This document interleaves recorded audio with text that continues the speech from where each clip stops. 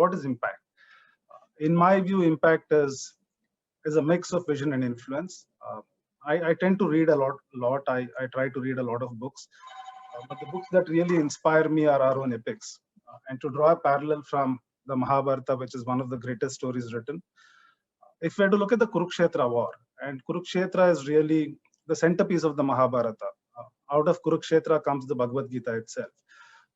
But if you look at the Kurukshetra, in Vyasa's Mahabharata, Kurukshetra is a narration of what is happening on the battlefield by Sanjaya to Dhritarashtra. Now, Sanjaya is seated next to Dhritarashtra in Hastinapura, and the war is happening far away.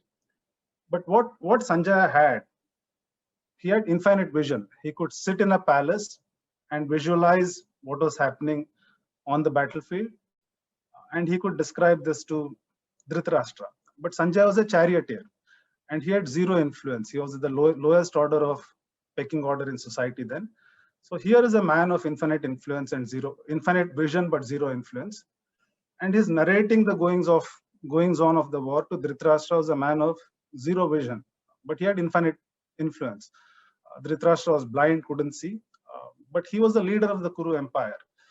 He had infinite influence. But if you look at this war, Sanjaya could see what was happening. He could predict the outcomes of the war, but he had no influence to stop the war. Dhritarashtra was not just literally blind. He was blinded by his love for his children. He was blinded between what was right and wrong. So a man of infinite influence, because he had no vision, couldn't stop the Kurukshetra war. To my mind, this is a beautiful example of what public image is about, what brand image is about. And this falls into three categories.